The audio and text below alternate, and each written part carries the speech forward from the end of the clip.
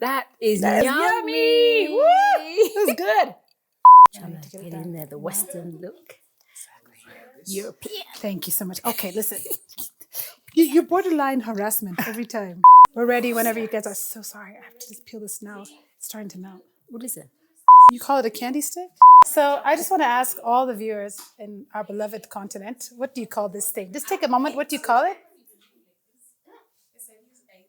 Okay, Julie, what do you call this thing?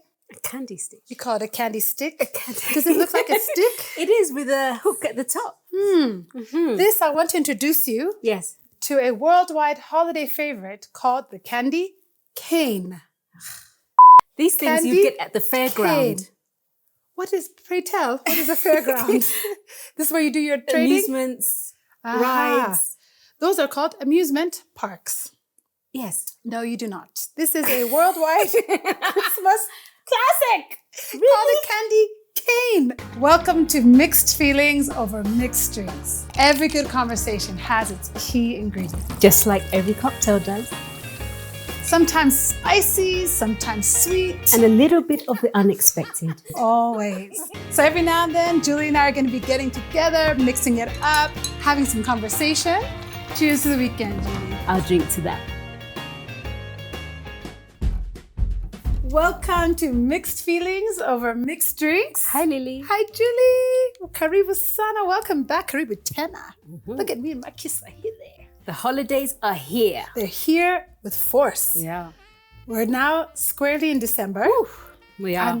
I'm ready for a break. Counting down the days to the break. To the new year. Yes, absolutely. But before we break, we gotta make a cocktail. Yes. I actually wanted to treat you to something warm today, but we're going cool. Super cool. But I can see you have a lot of the ingredients that I really like. What do you like on this tray so far? Chocolate. Chocolate. This Okay. smells very That's amarula. amarula. Amarula. And here is, That is kahawa. Yes. This Which is is life. this is my If love you know, language. You know. Okay, fantastic. Chocolates. Me too. I have some of my favorite flavors. This mint, we used mint before, episode Yeah, we 1, have, if you we remember. have. Yes, we yes, did yes, a yes. mojito. What did we do? Wasn't it with the whiskey? It was with the whiskey, but what did we? Oh, we made a mint julep. That's it. We went hard on the julep. mint. So mint is our thing around here. Julie likes the smell, so I'll give her a little smell. I love the way, just the texture. So got a rough leaf. It's really nice. I'll give you some today to take home. That's what you said last time. I will definitely do it today. So there is a well-known-ish drink among a certain demographic called a White Russian. Have you heard of a White Russian? Yes, I have. Okay. I've heard of White Russian. Finally, episode 4, we get to a drink that Julie has heard Yeah. of. A White Russian. Have you had Yes, one before? never. Never. Well, because we are here in Nairobi, we changed the name up. My producer, Joki, and I, before the show, we said, what can we do to bring this closer to home? You know, we're going to keep all the ingredients Yeah. somewhat the same. We're going to spice it up. But we decided to call this a white twiga. Because there are white twigas in Kenya, up in the Samburu area. Very, very rare. We are also very, very rare, myself, me and you, my dear. So we're making a white twiga today. And it's got some fantastic ingredients. Okay. So you already mentioned one of them. Amarula. Amarula. So typically a White Russian would have, what's the other thing called? That other boozy coffee drink. I'm totally blanking on it. Kahula. Kahula? Kahula. Kahula. Doesn't sound Yeah, right, but I think that's yeah, the one. yeah, Kahula. yeah. We're using I Amarula can see because the it's our bottle. local thing, yeah? This is our local thing. It's kind of similar. Yeah. But to get that Kahlua, I think it's Kahlua. I don't think it's Kahu. I think it's Kahlua. I think it's Kahlua. I can see the bottle. It's got a yellow Yeah. and black label. I think it's with some white. Kahlua, not Kahula. Anyway, to get that coffee flavor that Kahlua has, we're going with a bit of kahawa straight made this morning here from Ethiopian coffee beans, of course. Okay. The mint is more for decor. We've got some cream, yummy cream. Yummy. And then the thing that makes it a bit boozy in addition to the amarula is Yeah. plain old vodka. Yeah, Okay. so simple. So why don't we start? We're going to mix it all up in a tall glass to make it a little bit easier for us. What would be the non-alcoholic version? So the non-alcoholic version, this one, is everything but these two. So keep your cream, Yeah. keep your coffee. Because this doesn't have a sparkly element to it, a lot Yeah. of times it does. Yes. I don't really have a good substitute for that, but I think you could easily just make it with your cream, your coffee. I would maybe add some cocoa powder, maybe for some depth of flavor. Yes. Muddle in some mint. Yeah. And then I'm going to show you a cool chocolate garnish at the end. So then I'll show you that garnish could work on a non-alcoholic and a boozy version. Yeah? Okay, so let's start by putting the ice.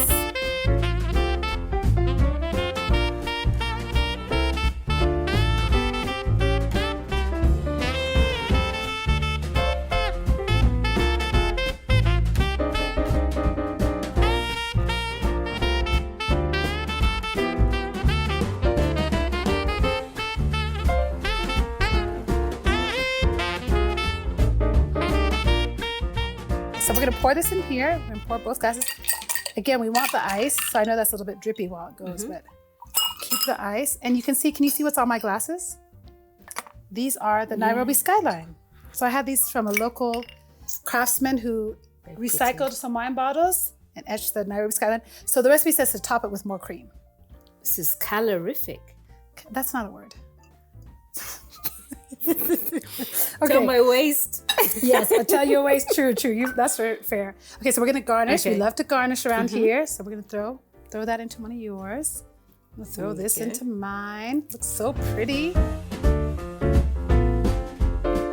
So a little fun garnish you can do is for anything, actually. Cakes, cookies, waffles, pancakes. Got a bar of chocolate, take a vegetable peeler. It's a standard vegetable peeler. And you're just gonna grate some chocolate right on top. You see that coming in there? Yeah. Doesn't that look like mint chocolate right there? So pretty, right? Yeah, it looks nice.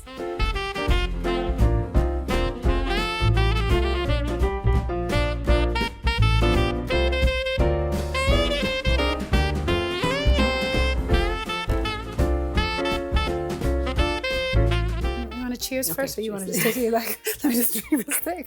Let's try this, and then let's cheers. Let's see how it tastes. That is yummy. Woo! This is good. It all came together. I didn't imagine it tasting like that. White twiga for the win. I have never had any cocktail with a milk kind of beveragey base. That is so yummy. That's very tasty. Should we add more on chocolate? Yeah. Do you just want a piece? Should we add more amarula? Just add everything. Just add everything. Just everything go in. This is the last one for the year, Julie. Let's just go nuts.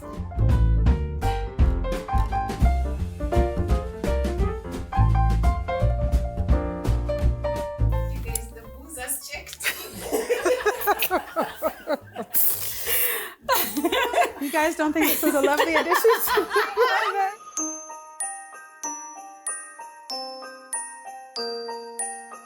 Salam and hello, everyone. Thank you for an incredible 2023. Before we let you go for the holidays, would you give us a gift? Would you like, subscribe, or share the show? Everything we do really depends on our beautiful listeners, and you have created such an incredible year for us. Every comment, every like, every engagement has meant the world to me and to the team. So as we go into 2024, we would love it if you would take a moment, go onto Spotify, Apple, wherever you consume the content, like it, follow it, and then please share it. Hit that little share arrow, send it to your cousins, send it to your friends, to your moms, to your kids. Share the show with them. It means the world. It makes all the difference for us. And as you go into the holidays, we wish you peace, we wish you joy, and we wish you abundant love from the entire Selam and Hello family.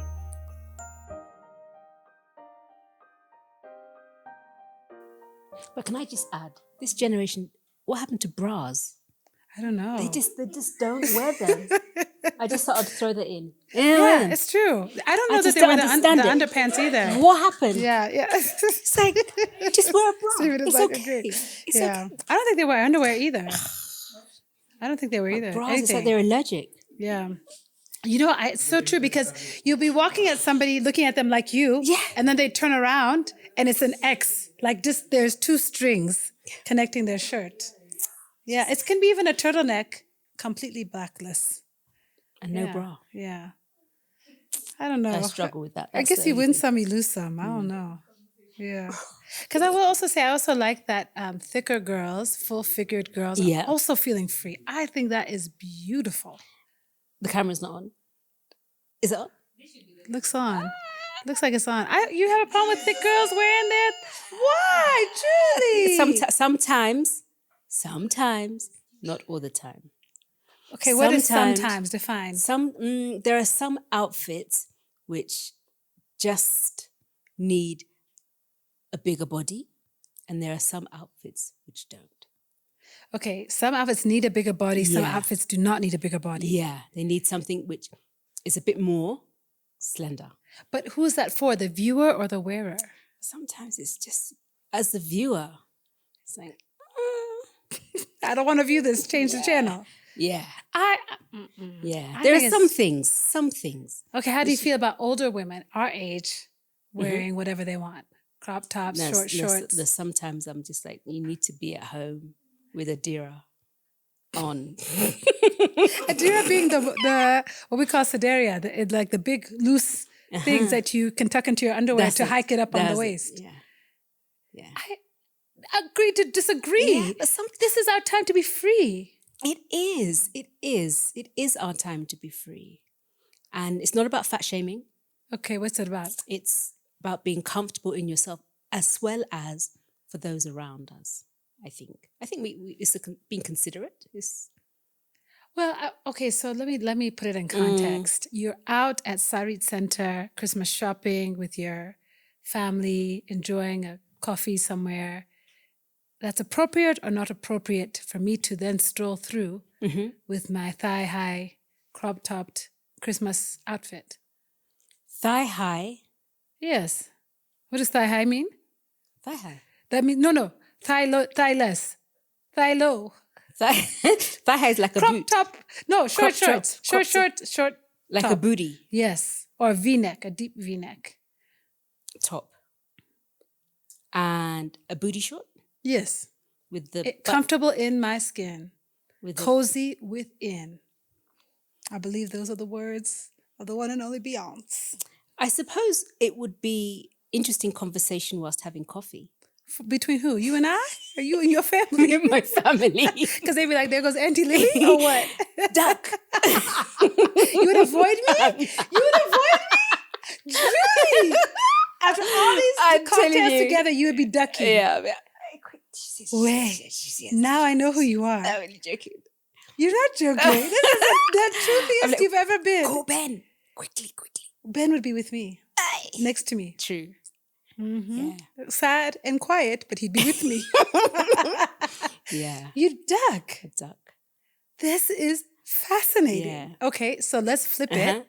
Now, same context, you're at Sarit with your family getting a coffee, but now you see one of my, let's say, kids, one of my daughters, something like that, who is now out with what you might think is a little too much. What would you do?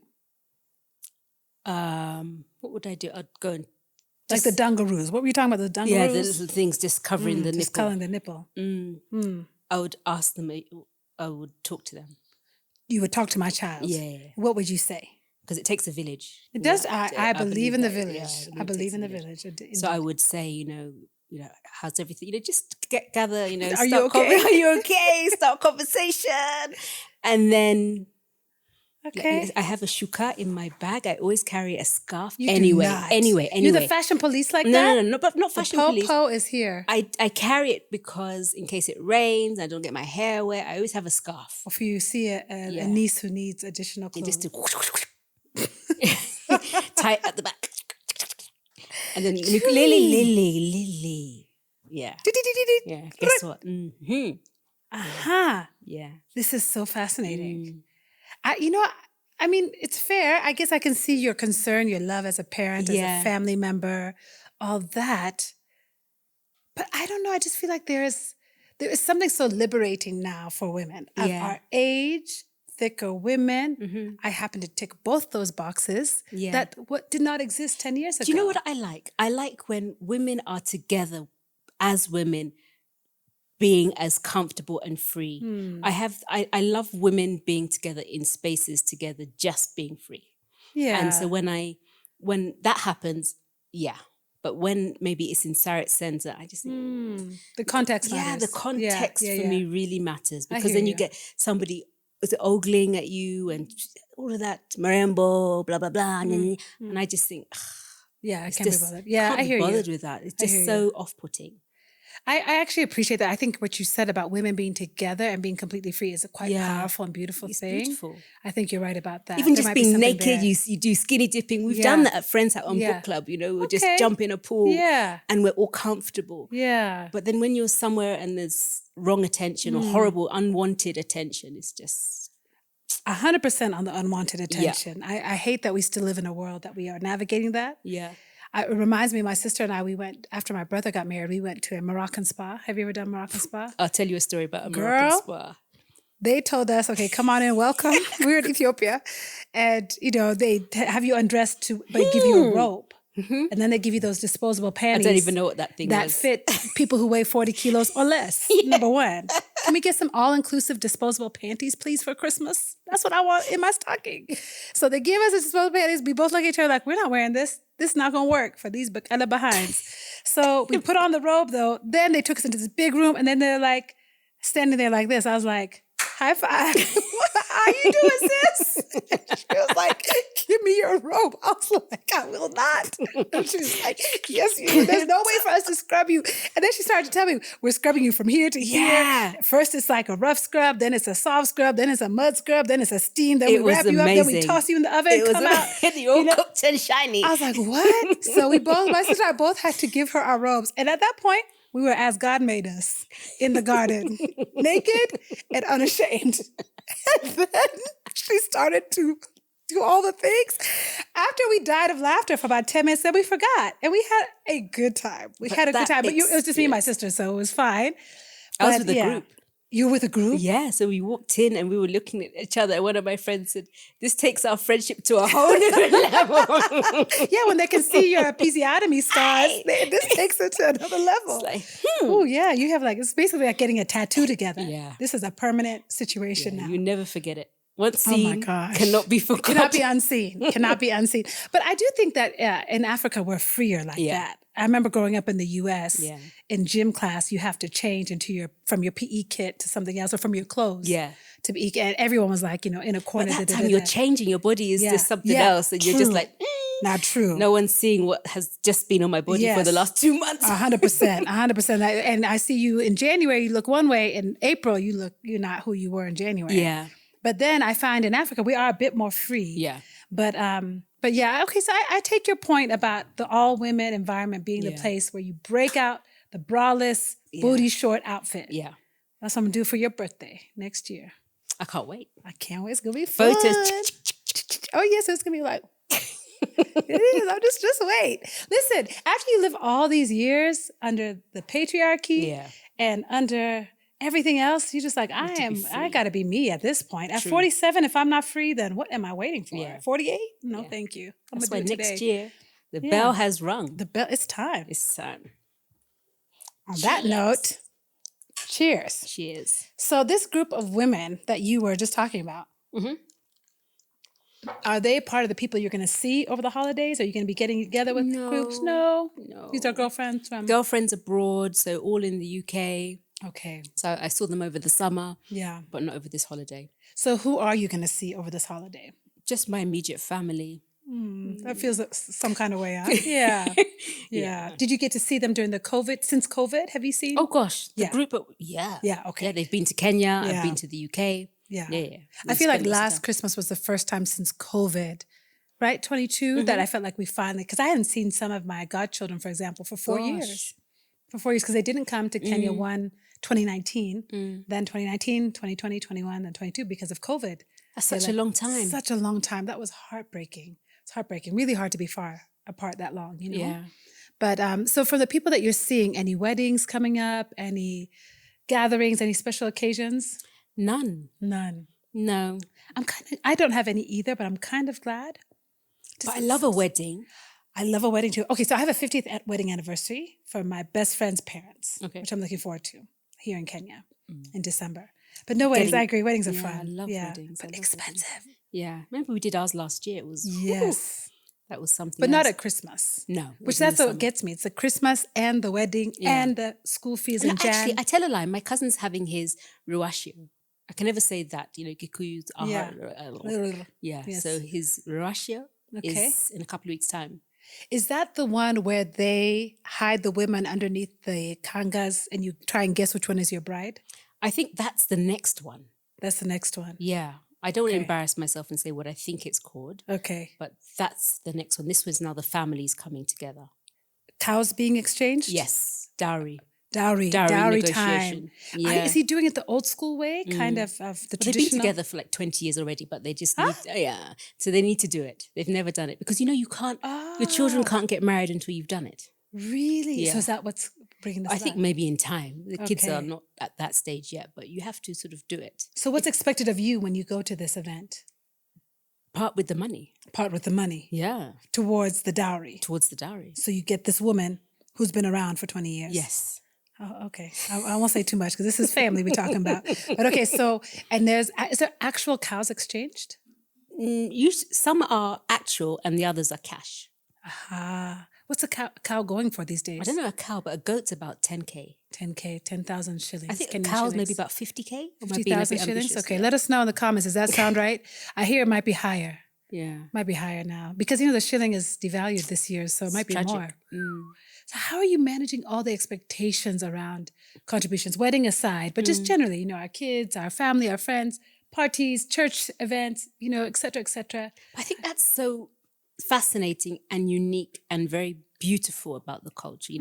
When there's need for pooling together, everybody brings the money, whether it's a death, whether it's a wedding, there's a harambe that will happen, the WhatsApp group chat will start, you'll be told this is what we need by such and such a date, and you just send. It's beautiful. Yeah, I think it's a really beautiful, generous state to have amongst the culture. It is. Yeah. We were talking this weekend with some our dearest friends here, Eritrean, and we were saying between Eritrean and Ethiopian culture, there's this thing called ukub. Ukub is kind of like a sako, savings and loans amongst friends. Yes. But you contribute it once a month. You get together for usually a meal, gathering for fun, and then you give some amount of money. And then everybody in the ukub at some point gets to pull from that pot. Yeah, like a interest-free. merry-go-round. Yes.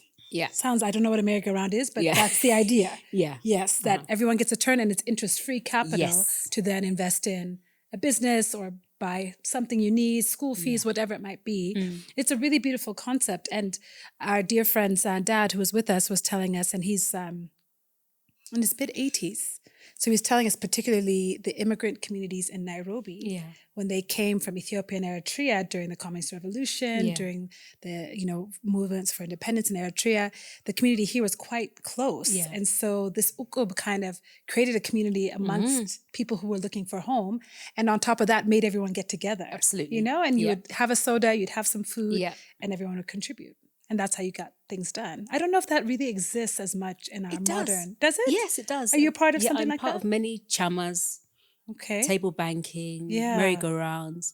And it's not, yes, the money is great because you get to enjoy that when your number comes up, but it's the community. It's a community part for you. It's the community Did you part. have it in the UK before you moved here? No. Back home, rather. With Kenyans who were abroad. Yes, okay. Yeah, And the diaspora, it's alive. Yes, Yeah. yes. Amazing. Yes. Yeah, we have kind of, I guess, had an informal ukub with these friends, but not with the money piece. Now I need to bring them, because we get together for everything, every holiday, every child's birthday.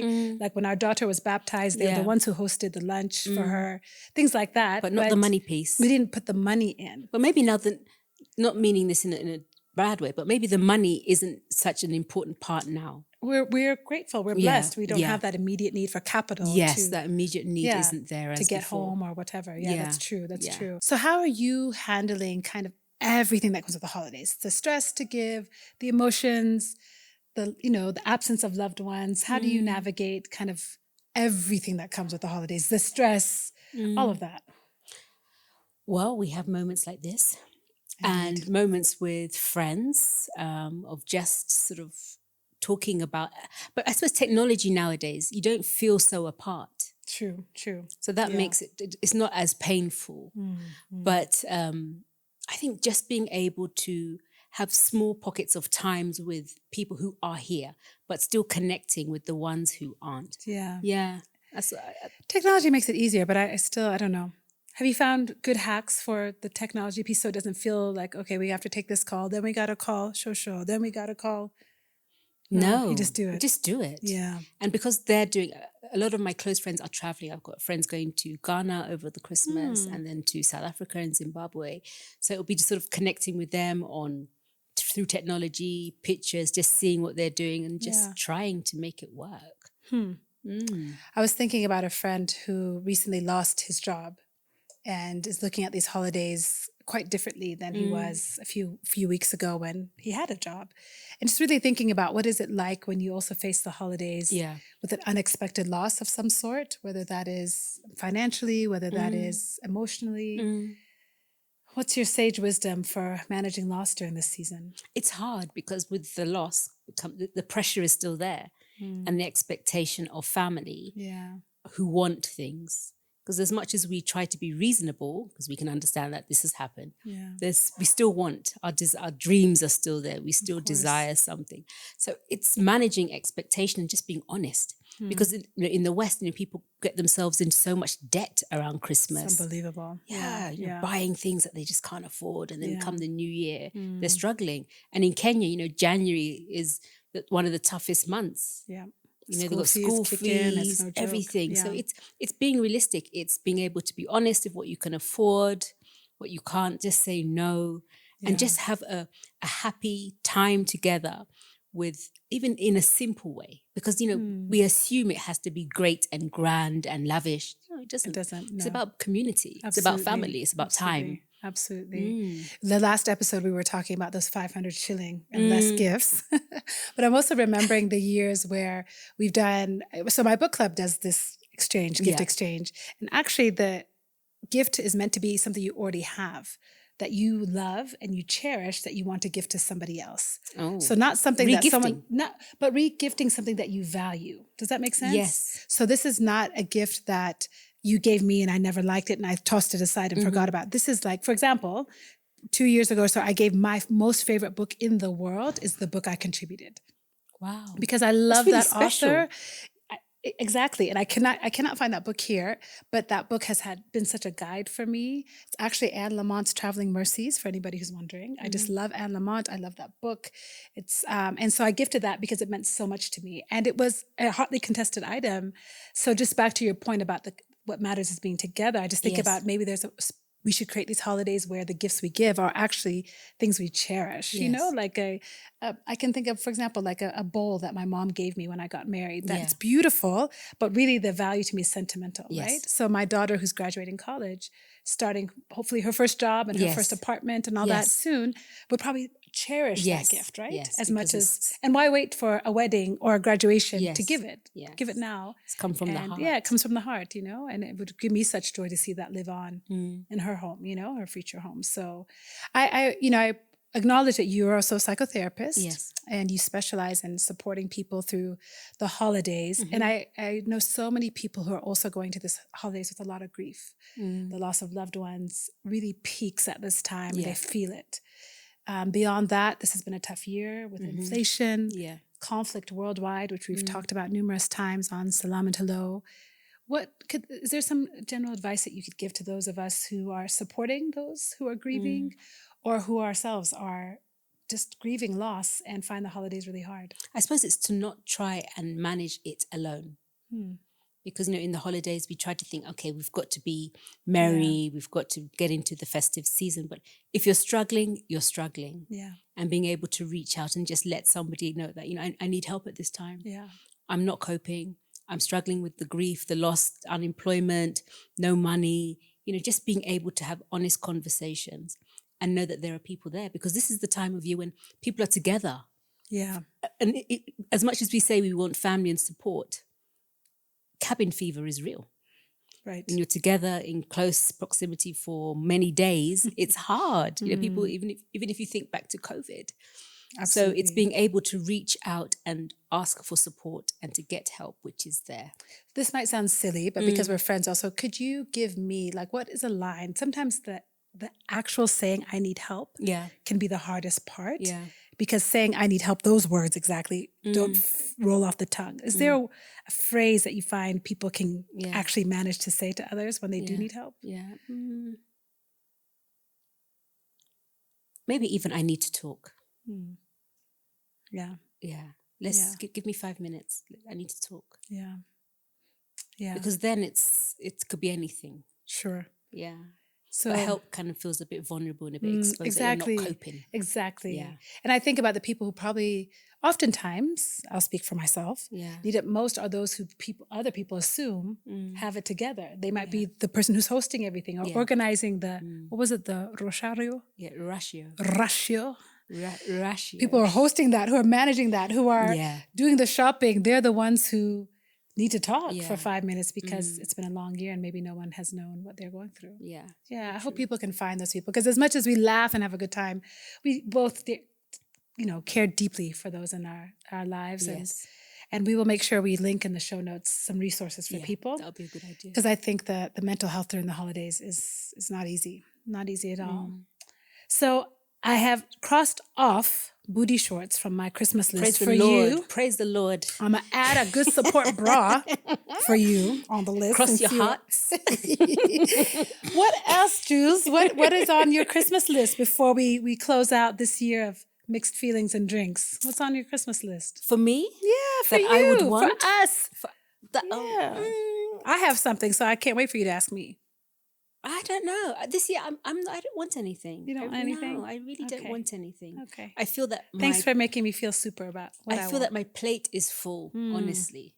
And you, Lily? Thank you for asking. I want somebody to organize all my pictures, my family pictures, and make videos out of them. Okay. That's not actually even a monetary gift. I want somebody's time. What was that Prince song? Time. No, I just want your something and your time. Kiss. But yes, it's kiss, but I want time. You want, I want somebody's time to organize my family pictures and make videos. If anybody has anybody who can do this for me. I'm sure there's some. You would think so? I have asked so many people. I have asked professionals. I'm in the media world. I have asked professionals. I have posted it on group chats I'm in. I have posted it with people who I think are broke students who need money. And so far I'm nothing. I'm nothing for that. Yeah, nobody's responding. I can't help you. Well, I will sit with you as you're organizing them. And then no, I don't want to do that. I don't want to do that. I want to drink my mixed drinks, eat my sweet tuna, sweet potato crisps, and my Ken Taste coconut crisps, my matoke chips, and just enjoy the holidays. I do not want to do that part. But anyway, that's what I want for Christmas. Okay. But either way, I love how she's gone into therapist mode. She's like, okay, yes, I hear you. You're seen. You're seen. I want to appreciate and thank you for being an amazing, wonderful friend. We've had such a fun year together this year. Saw our kids off to uni. We did. In August. Yeah. I got to go to your home in South Carolina. Your parents' home. South Carolina. Yeah. North Carolina now, but close, very close to the border. We celebrated my birthday on a matatu all over town. We did, which was good fun. I've still got the videos. Oh, let's keep those on the wraps. But we've had a good year together. I'm so grateful for you, Julie. What started off as, fellowship at church has blossomed into mixed feelings and drinks and all that. Mixed drinks and great conversation and great time together. Yes. I love you. Love you too. Happy Merry Christmas. Cheers.